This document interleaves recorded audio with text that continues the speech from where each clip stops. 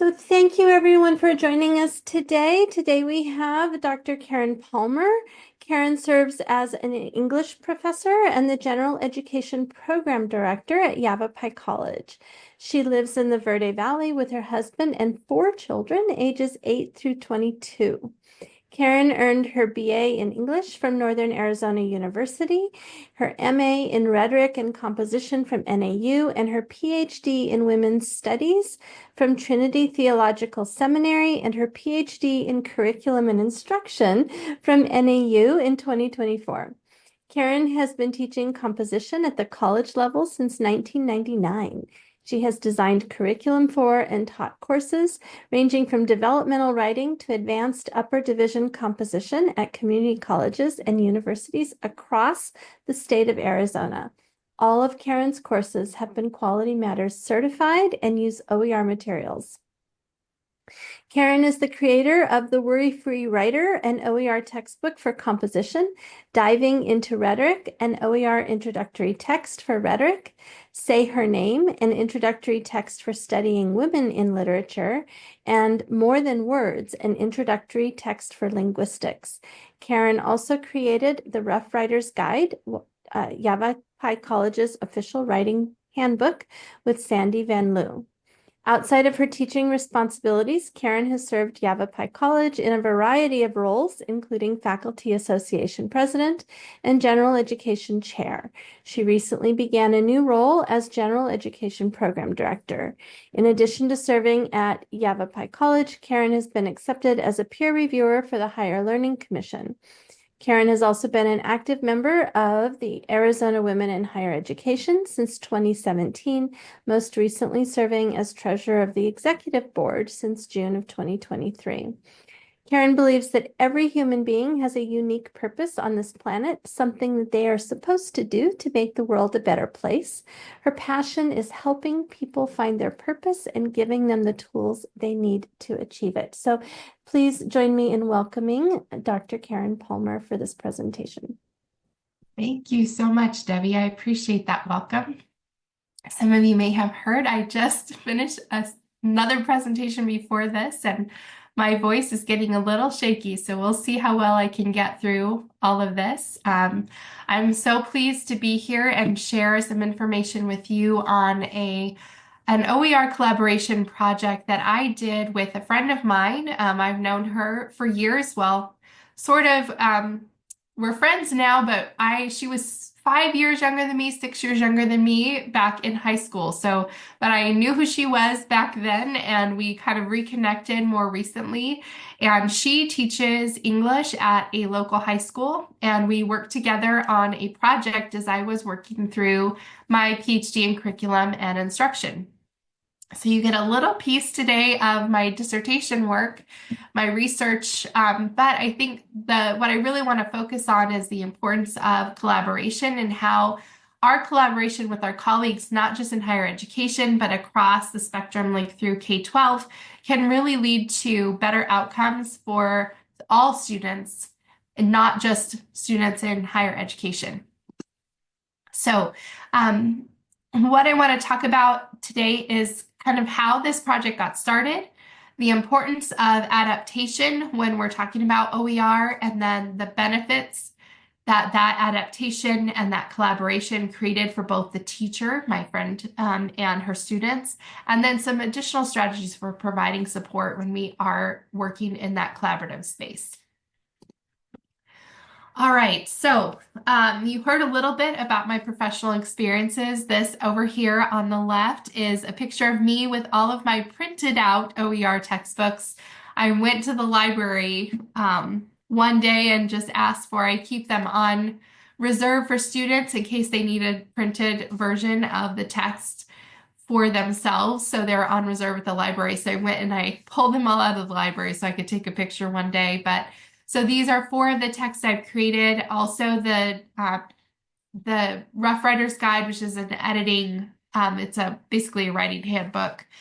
And I have been working with OER since maybe 2019, so 6 years-ish, and started off with creating my own resources. Most of these were created in 2020. During the pandemic, I had something else to keep myself busy that year. Made all of my textbooks for my classes, but I also served as the faculty coordinator for our class at Yavapai College, where we teach the faculty how to create OER, and we help them to create their classrooms and find their materials, all those kinds of things. So I'm very invested in OER. I really believe in it. I'm passionate about it, clearly. So I have that on my professional side. And then I happen to live in the community where I grew up. And so over here on the right is a picture of my son and his girlfriend and his HOCO invitation. And then this is me at the exact same high school, about the exact same age back in 1993 or 94. So we're basically 30 years apart, my son and I. And so what was happening is at the high school, when my kids started at the high school here, I was told freshman night orientation, there is no homework. We don't send home homework because students won't do it. And also, students have no textbooks. So this is really difficult. My sons were coming home from school with homework, math homework, and they had no math textbook. So they were trying to do math homework, trying to remember what they learned in class. And I had to go back and try to remember how to do, algebra 2 and geometry. And it's been a really long time. I really like algebra, geometry, and math, even though I'm an English teacher, but that's a long time ago for me to try to remember some of those things.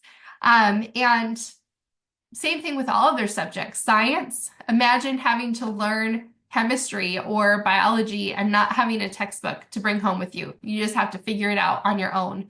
And so teachers, of course, are frustrated because students are looking stuff up on the web and all of that, but they don't really have a way to learn it on their own. And so what was happening then is, in my life as a community college teacher, these students would come in, not just from my old high school, but also just from the county, and they have never had a textbook. So they don't know how to read academic work. They don't know the basics, and that's really impacting how they are doing in our college classes. So I saw these two things, and based on what I knew about OER, I said, well, if our students do better in higher ed, if we give them a textbook for free, what happens if we can give our students in K-12 a textbook for free? Because the reason the schools didn't have textbooks was that they didn't have the money to buy the textbooks. So what if we could create a free textbook for them? And so I got together with my friend who is the sophomore English teacher, and we decided to put together a study, and we wanted to see what the impact would be of implementing OER materials in a 10th grade English language arts classroom. So we're a high poverty rural school district, and probably don't need to know all the rest of these things, but we wanted to look at how does it impact student achievement, how does it impact student engagement, and how does it impact perceptions of achievement and engagement. So basically, we worked with the premise of the importance of teacher adaptation. And this is research going back, way back, over 100 years. And basically what the research says is that interventions in education don't work very well unless the faculty in the classroom adapt those interventions for their students. And so what we did is we took one module or one quarter of the teacher's class, and that happened to be a module on Macbeth in Shakespeare's Macbeth. And she created an OER book or OER materials just for that module. And we wanted to see what would happen. And I used to have a stack over here on my shelf of what she was doing before. So before, because they couldn't buy a textbook or give them a textbook, she just had like a folder. She was super organized, and she had just like, the old folders that you can, with the pockets, the pocket folders, and she would just give each student this packet at the beginning of the module, and they could use it or not. But it was just things that she thought they might find helpful. They didn't have to use it, but that's what they got. So she created actual materials. So we went through a really basic overview of what is OER. I helped her kind of get started finding materials, but she pulled the materials together herself, created a document, her materials on Google in her Google Classroom. So she used a Google Doc to create her materials, put it in her Google Classroom. I reviewed them just to make sure that they were OER, that she had her attributions correctly done, and just kind of helped with that. I got a small grant so we could print those out just as part of my doctoral work. I was able to get that grant, and we were able to print out a copy for all of her students for that particular module. And then we compared how students did in the fall on a similar module where they had to write a similar type of paper on literature to how they did on this Shakespeare module. And because of my time constraints as a doctoral student, we didn't get really great results. We could tell the difference in all of the areas, but it wasn't significant. It wasn't, significant according to the data. But after the semester was over and I had my diploma and we were all done, we informally pulled data just to see what the numbers really look like. And you can see that we had significant results. Our results were significant for both student achievement and for their engagement. And so what you're seeing here, pair one, is their semester one versus their semester two final grade. And then the next pair two is their writing assignment from semester one compared to their writing assignment from semester two. So you can see that we had a significant difference in scores there. We had the average score for the class improved 3% for the semester with the OER materials, and then the average score on that paper improved by 10 points. So 10% improvement across the board on that assignment. So the OER materials did make a difference, but the question then is always, why did those materials make a difference? So we had some really great information that I want to share with you all about what students said. So because she had those materials pulled together, students said things like, it was easier to understand, it helped me with learning, it was easier to complete the assignments, it's easier to find what I'm looking for, I have less missing assignments, it's easier to learn. Um, I love this high school language, a little bit of a better grade. My grade has gone up extremely. I've been able to turn things in on time and get better grades. We had a focus group of students.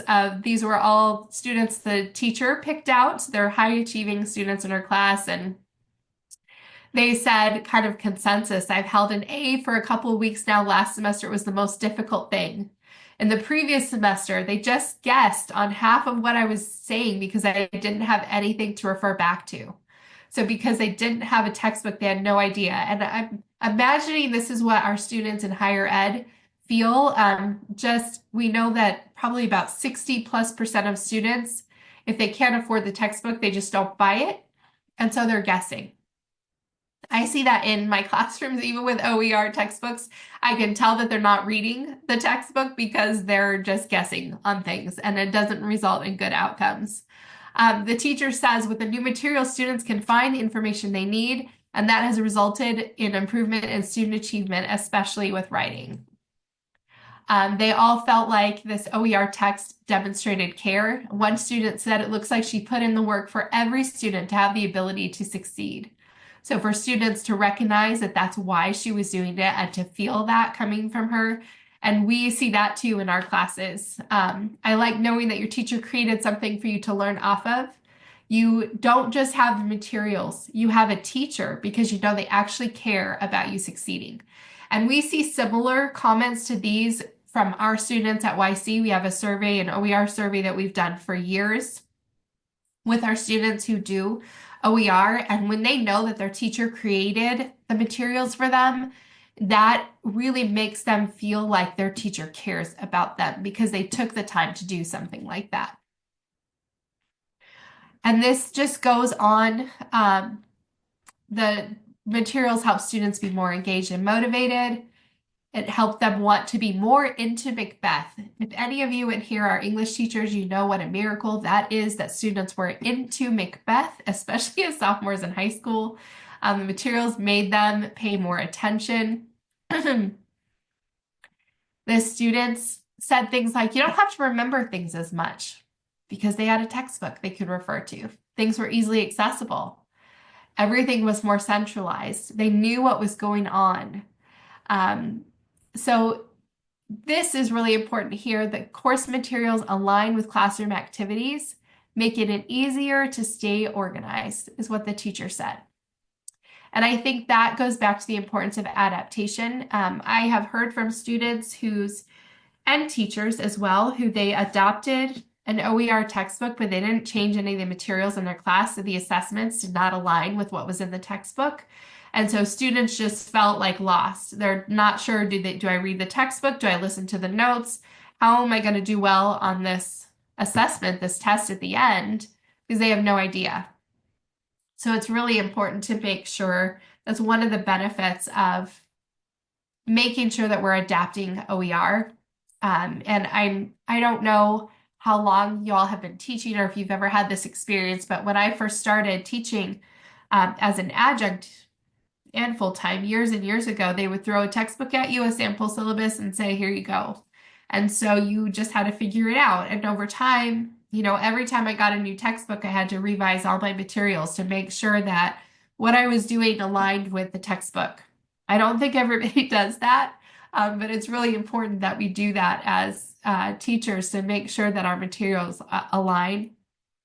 But I know that I've been in classes where what the teacher wanted to teach wasn't what the textbook taught. And so you either didn't read the textbook at all or it just totally didn't match. So that adaptation piece is really important. Okay, it also improved perceptions. Students thought the book was a lot of quality. It gave the right information. The whole course felt more pleasing to everyone, which is better all around. I love that quote. Students really liked having their own book. They loved that it was written by their teacher. And the book added another level of organization to match what was going on in the classroom. And I heard that just across the board from students and the teacher is that everything matches now. Our assignments match the book, which matches what's going on in the classroom. So what they're being taught, what they're reading, what they're doing, it all goes together because the teacher took the time to create these materials that really align. I'm sorry, I'm losing it here real fast. And it empowered students. And for this group of students in a high poverty area with, I think 50% or more they were underserved students. So in the population of the school, more than 50% of students fell in one of our three underserved categories, that we talk about at least in YC, which is first generation college students, poverty level, and non-white. So more than 50% of the school falls into one or more of those three categories, in addition to being rural, in addition to not having materials. And so the ability to empower students to help them to be more successful, especially in this environment with the use of OER, was just really amazing to see. I was hoping that I would see this outcome. And even though my initial study results, I'm so sorry, y'all. Even though my original study results that were cut short were not as definitive as I wanted them to be when we look at the whole results over the whole school year, where the teacher actually created additional OER materials to finish out the year and has been creating them so that she has a whole year full of OER materials now. But that all started out with just our small little collaboration. She wanted to help me out. I wanted to help her out. And so we worked together to create this opportunity for students to succeed in an area where they were not doing very well previously. And so in this school district, they had an immediate need for quality materials. They did not have a standardized curriculum. And this created both of those things for these students in this one class.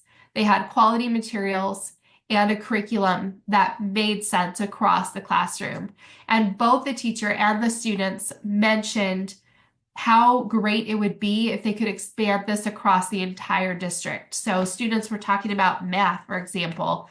Like I'm sitting there in math class and I don't know what the heck is going on because I don't have a book in front of me. I'm freaking out because I know I have to try to remember how to do this to get home to do my homework or to be able to do this on a test. And there's no way I'm going to be able to do that.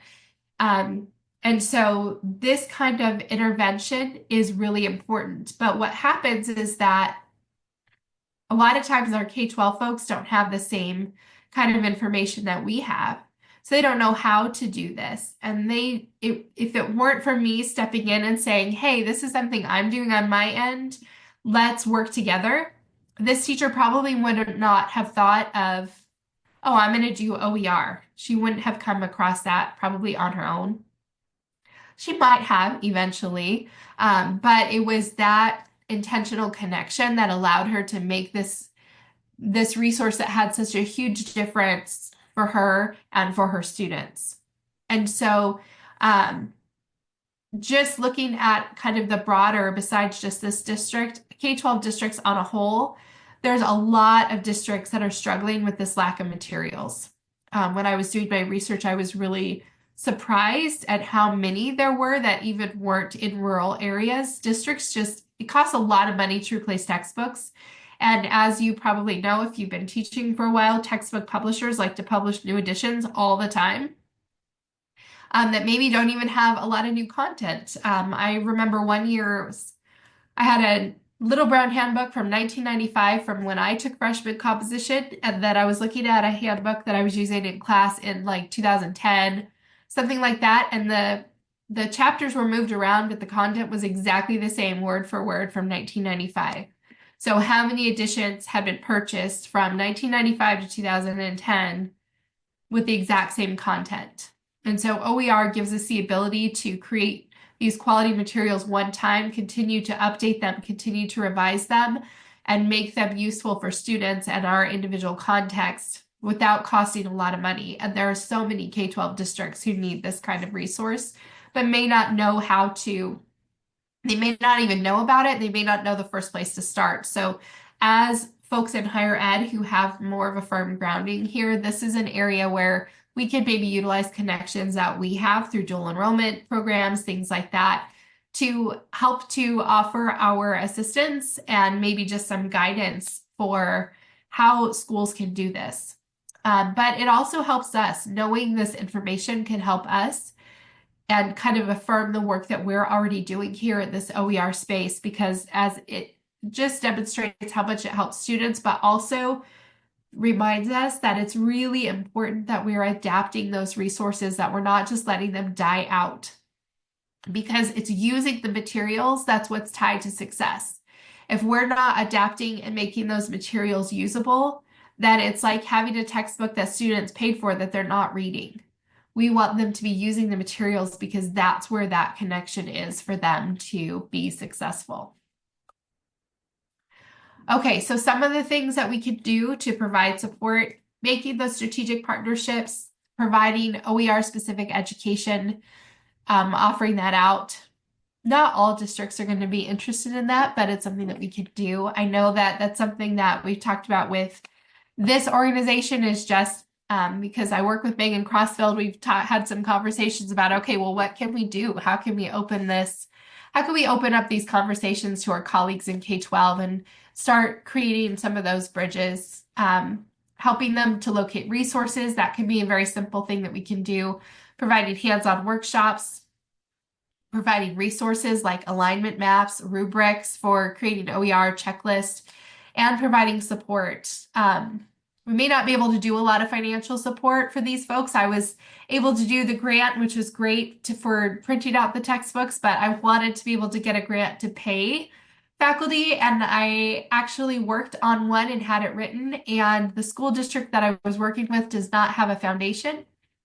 So I was not able to complete the grant that would have provided funding for more teachers and the teacher I worked with to actually get paid for creating the resource. That was the original idea is, hey, let's give them a nice stipend to provide support, financial support as they work through this process. And because the district didn't have a foundation, I couldn't get the grant through. So that was really disappointing. But that's something that I was able to at least try to help with because I had the resources and the skills to be able to write that grant for them.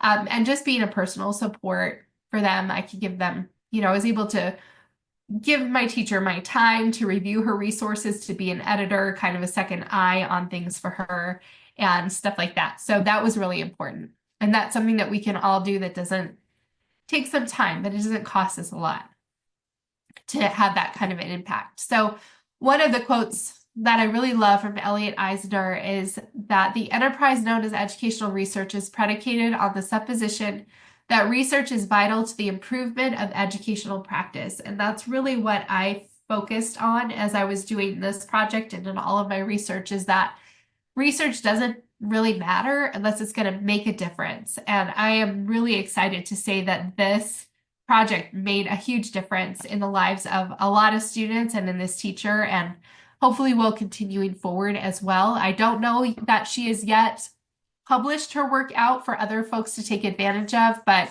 I know that she's utilizing it and that it is still benefiting students in a really powerful way. So I hope that that encourages all of you to kind of consider what connections you have and how you might be able to create some of these things in your own life and with the people that you know. I think I have maybe 2 minutes left. I tried to talk fast, but does anyone have any questions that you'd like to ask before we wrap up this session?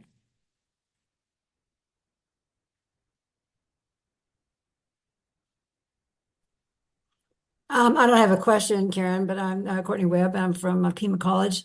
I went, Chelsea James, who's one of the organizers of this, turned me on to 2 OER books that I'm using in my reading class. It's All Greek to Me and Preparing for University Reading. And the students are loving this. It's All Greek to Me because it has a lot of mythology in it, or it's all mythology.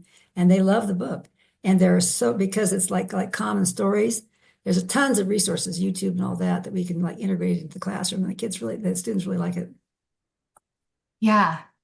I'm glad. I mean, that's one of the things that I love about my books that I've created is that I put in videos and interactive tools that they don't get in a normal textbook, and it just makes it more fun for them, and it provides different ways for them to access the information.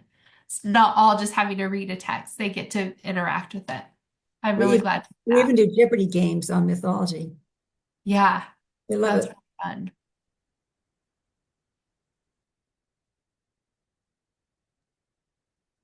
We have time for one more question. If anybody has a question for Dr. Palmer, please go ahead and unmute and ask.